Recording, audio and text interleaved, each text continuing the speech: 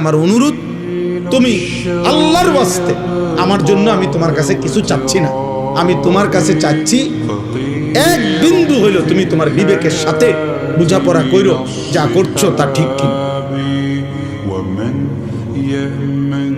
আল্লাহ যার সৃষ্টিকর্তা, নবী মুহাম্মদ সাল্লাল্লাহু আলাইহি সাল্লাম যার রাসূল, কোরআন যার কিতাব, ইসলাম যার ধর্ম, তো তোমরা যেভাবে চলছো সে এভাবেই চলা উচিত কিনা, এটাই যদি তোমার বিবেকের কাছে প্রশ্ন শুনে, তোমার কাছে তোমারে দিলাম,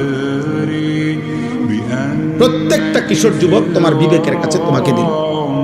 মনে রাখো আব্বাস, বড় আফসোসের বিষয় হলো এরকম অসংখ্য অগণিত যুবক তোমরা আছো, কিশোর, যাদের কপালে একজন অভিভাবক যে তোমারে আল্লাহর দিকে ফিরাবে, যে তোমারে গুনাহ থেকে বাঁচাবে, যে তোমারে হারাম ছবি, নারী, জিনা, ব্যভিচার, মদ, জুয়া, অশ্লীলতা, বেহায়াপনা, কাফের বেঈমানদের চুল চেহারা, আহা নাফরমানির জীবন থেকে তোমারে ফিরাবে। অসংখ্য ছেলে তোমাদের কপালে, এমন একজন মুরব্বী অভিভাবক কেউ জোটেন, যার কারণে জীবনটা এলোমেলো, নিজের মতো করে আর কতক্ষণ চলা যায়।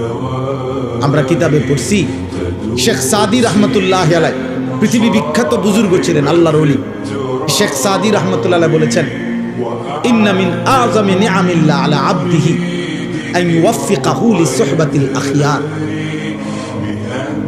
শেখ সাদি রহমতুল্লাহ আলাইহি বলেন, আল্লাহর কোন বান্দার উপরে আল্লাহর একটি শ্রেষ্ঠতম নিয়ামত এটা, যে আল্লাহ তাকে একজন নেক বান্দা, আল্লাহর কোন প্রিয় বান্দার সান্নিধ্য দান করেছেন। এটা কোন বান্দার উপরে আল্লাহর একটি শ্রেষ্ঠ নিয়ামত। তার জীবনে একজন ভালো মানুষ জুটছে, যে তারে টেনে ধরছে, না তুমি এটা করতে পারবে না, না তুমি এটা ছাড়তে পারবে, এরকম অসংখ্য অবহিত বিষয়, যে তাকে টেনে ধরে, যে তাকে শুধরায়া দেয়, যে তাকে ঠিক করে দেয়, যে তাকে আল্লাহর পথে আগায় দেয়।